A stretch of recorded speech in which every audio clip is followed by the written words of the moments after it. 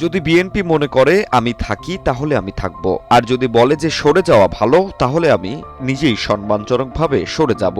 গেল শুক্রবার রাতে বঙ্গভবনে দৈনিক কালের কণ্ঠকে দেওয়া এক সাক্ষাৎকারে এমন মন্তব্যই করেছেন রাষ্ট্রপতি মোহাম্মদ শাহাবুদ্দিন।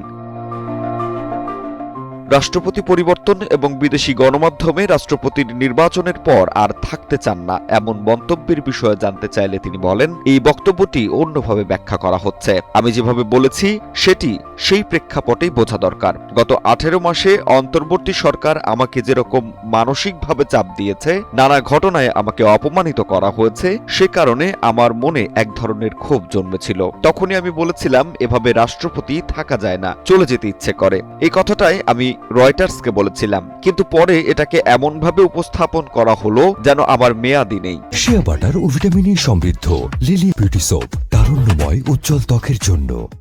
প্রশ্ন করা হলো, নতুন নির্বাচন হলে, নতুন সরকার এলে আপনার অবস্থান কি হবে? তখন আমি বলেছি, আমি সাংবিধানিকভাবে 5 বছরের জন্য নির্বাচিত।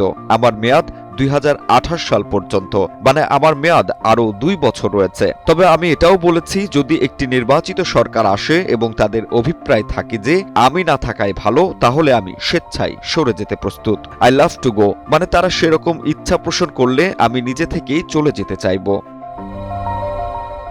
নবনির্বাচিত প্রধানমন্ত্রী তারেক রহমান সম্পর্কে মূল্যায়ন জানতে চাইলে রাষ্ট্রপতি মোহাম্মদ শাহাবুদ্দিন বলেন, আমার তো খুব অল্প সময় তাকে দেখা, টুকটাক কিছু কথা হয়েছে। দেখলাম যে রাষ্ট্রনায়কোচিত গুণাবলী ওনার মধ্যে আছে, এটা নির্দ্বিধায় বলা যায়। একটা কথা আছে, মর্নিং শোজ দ্য ডে। এই কয়েকদিনে যে কার্যক্রম, তাতে আশাবাদী হওয়া যায়। বিশেষ করে ওনার শরীরে মুক্তিযোদ্ধার রক্ত বইছে, তাই দেশের ভালো করবেন তিনি, এই বিশ্বাসই রাখি। তার বাবা ছিলেন রাষ্ট্রপতি, মা ছিলেন 3 বারের প্রধানমন্ত্রী। আমি বিশ্বাস করি না যে আমরা কোনো নতুন দুর্যোগে পড়ব। তারেক রহমান যেন আলোকবর্তিকা হাতে নিয়ে সামনে এগিয়ে যান, এটাই কামনা করেন রাষ্ট্রপতি মোহাম্মদ শাহাবুদ্দিন। জাহিদ হাসান সাব্বির, বাংলা নিউজ 24, ঢাকা।